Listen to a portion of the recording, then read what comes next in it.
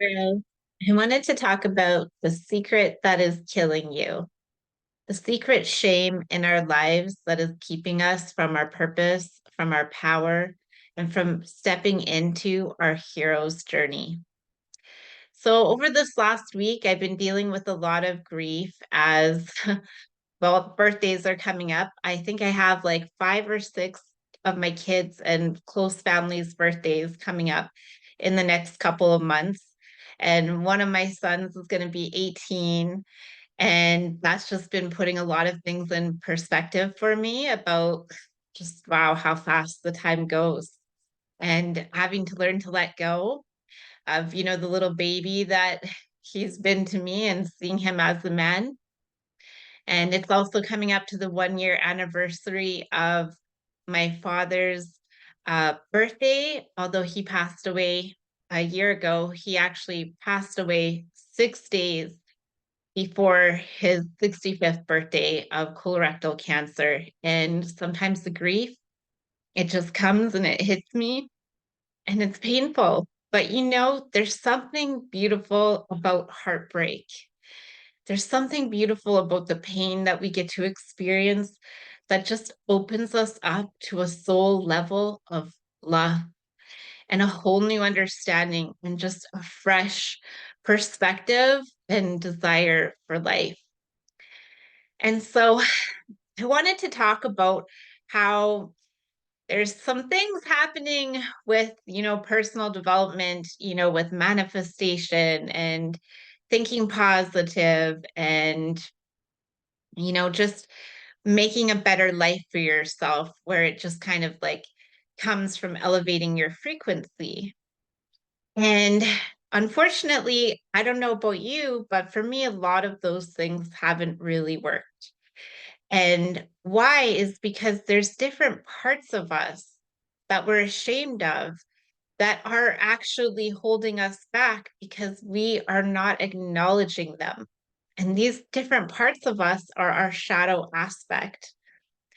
And so I had a conversation with my dad about a year ago when he was still alive. And I'm going to get emotional sharing this. It's just going to happen. So um, he called me and he was really struggling financially. And, he told me that everything was going to be okay once he finally he turned 65 and he got his senior's benefit and the government seniors pension or whatever it was, that then he would be able to feel like he could live more comfortably, that he'd have more security. And that's what he was holding on to. He was just holding on to this. When I get to this security of my 65th birthday, getting and receiving my pension, then my life will be okay. I just got to hold on and I just got to make it until then. And I don't know why, but during that phone call, I just got this like heaviness in my heart and this feeling like, oh my God, like, what if he doesn't make it to his 65th birthday? And he's holding on to this being the hope for his life. And so he actually called me a couple weeks later and he let me know that he was having some health problems. He didn't really inform me of like the severity of the health problems, and he wanted to sell his house and come and stay with me. And at that time, I was seriously going through some marriage issues, separated from my spouse, but I wasn't able to actually move out because of the finances, and living in that toxic environment, I just felt wasn't going to be great for my dad. And I actually told him, like, no, I don't think it's the best time. But he sold his house, and um, we didn't know this at the time, but he sold his house when he was in stage 4 colorectal cancer. And he moved and packed all of his belongings, got rid of all of his stuff, jumped on a plane, and came to Ontario um, with a third of what you need of blood in your body. I don't know how he did it, except for that, like, he is. has a strong soul, like a fighter. He was a fighter like the whole time. He was such a fighter. So he he called me after he had sold his home, and he again said, "Okay, well, I need to come stay with you because I haven't found a place yet," and blah blah blah. So I let him come, and I was just really open and transparent to the fact that it wasn't really a great time and a great place, but I really had no idea of what he was bringing to the table to add to my already very um, overwhelming situation. So he came, and in the first month, you could tell he was really ill and he was really weak. And it took me about a month to get him to actually go to the hospital, where that is when we discovered his hemoglobin was dangerously, dangerously low. And that's led to further investigations. And we found out he had like a 10-centimeter tumor in his colon, and it was stage 4. And so that was like, hello, dad. And hello, this is like me facing the end of the journey with my father. And it was such a beautiful space. I mean, it was horrible at times, but it was, if I look back on it now, being able to be with somebody through the last stages of their life, even though it is like incredibly grueling, it's disgusting, like having to watch someone you care about's body just deteriorate. Um, that is a whole level of gross, for one, and pain. It is just a horrible level of pain. But what happened that I noticed in this process was that before my dad's cancer diagnosis, he was living his life in scarcity and in fear, and he wasn't taking any action. And, all of this debt, all these bills were piling up, and he was just stressing and stressing about it. But when he found out he was sick, when he found out he had cancer, like he knew before he came to stay with me, he just didn't really tell me that that's what was going on. And that diagnosis, it actually gave him the freedom that he needed to start living his life.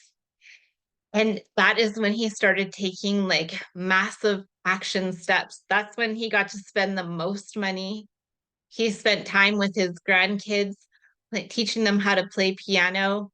He got to go for long car rides all along Ontario's back roads. If you're from Ontario, you'll know in the summer, like it's a beautiful place to drive around. And my dad loved driving.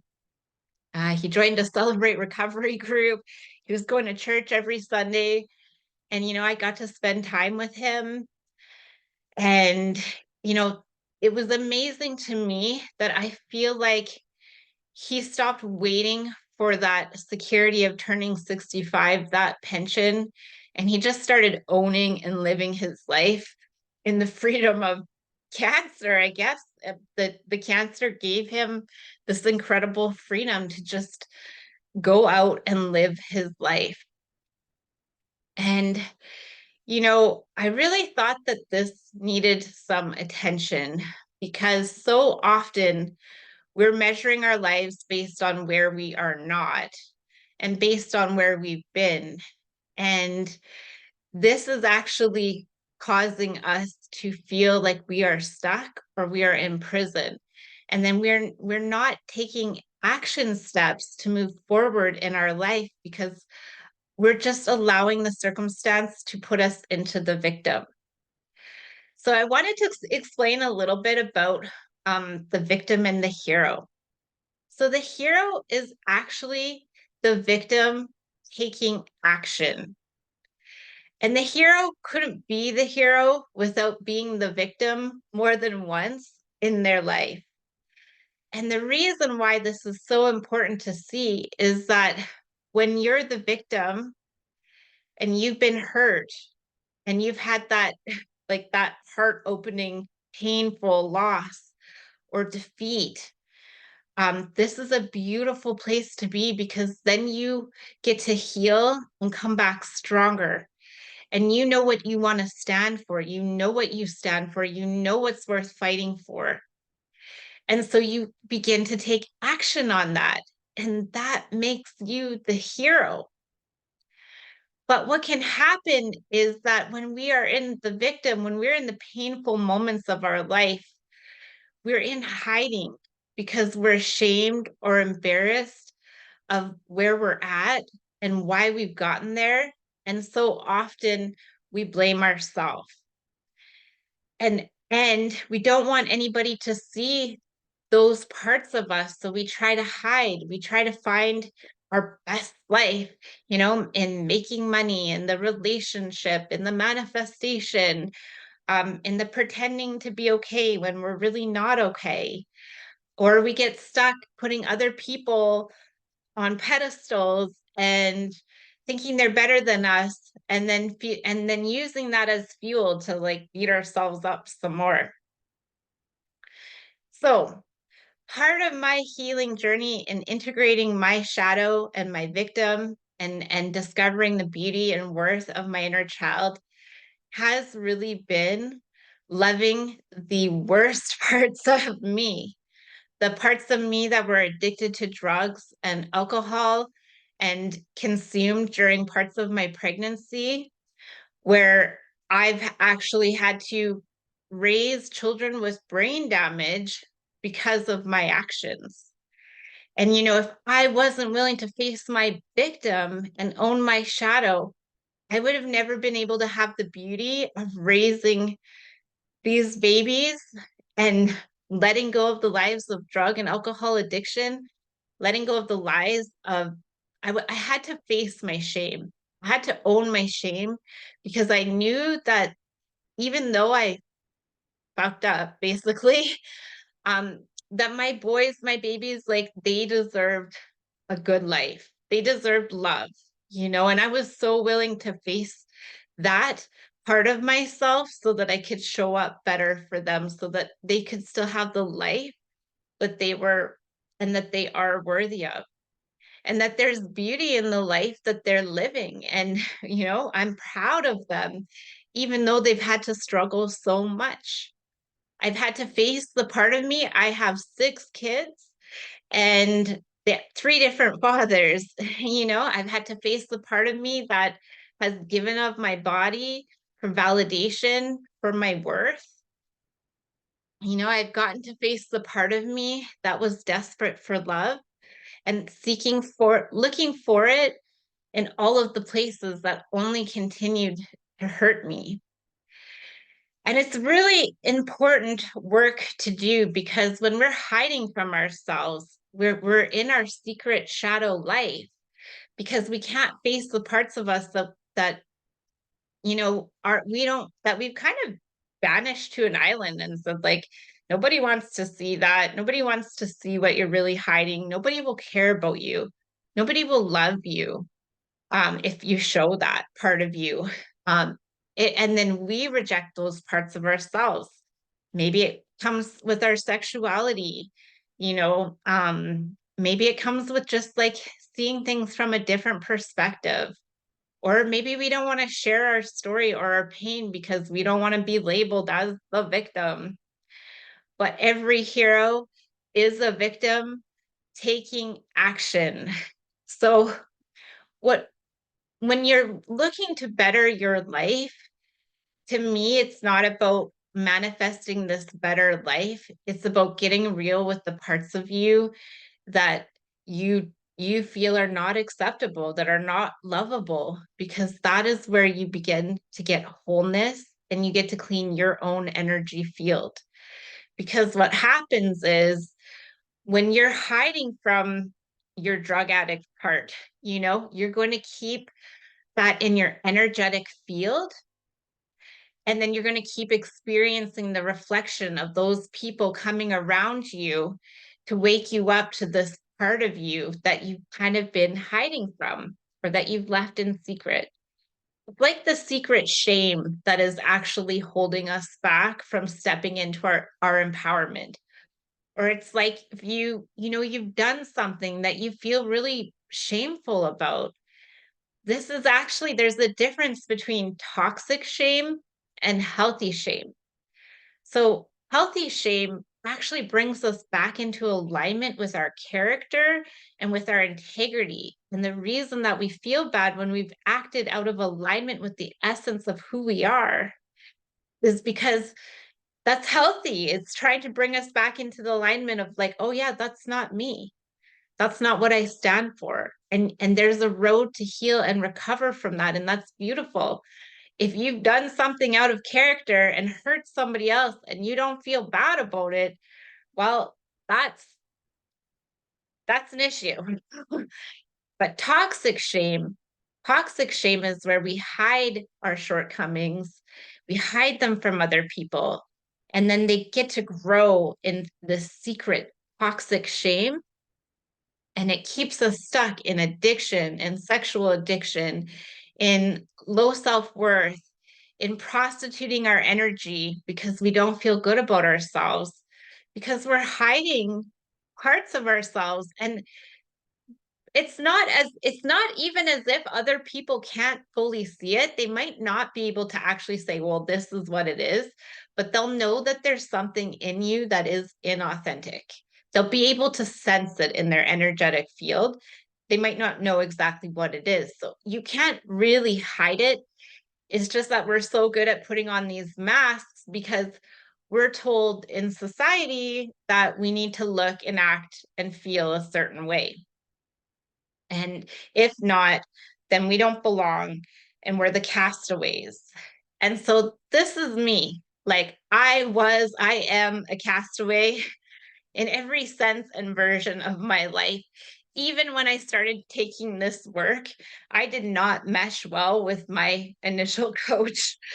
And, that's been really painful and isolating for me. But I had to learn to stand in the truth and the integrity of who I am and what I stand for, and own the parts of me that I have been terribly ashamed of, so that I can actually stand for other people's healing.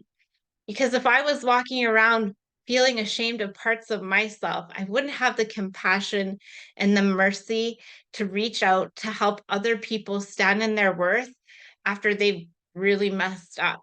Because I know, and I know it, I know that I know that I know, and I've seen it in my life, is that like you can get back from this 10 times more than you could even ever possibly imagine. Whatever you're going through, however you've messed up, whatever heartbreak, whatever pain, this is just the beginning of a beautiful opening of a life of what's possible from your healing.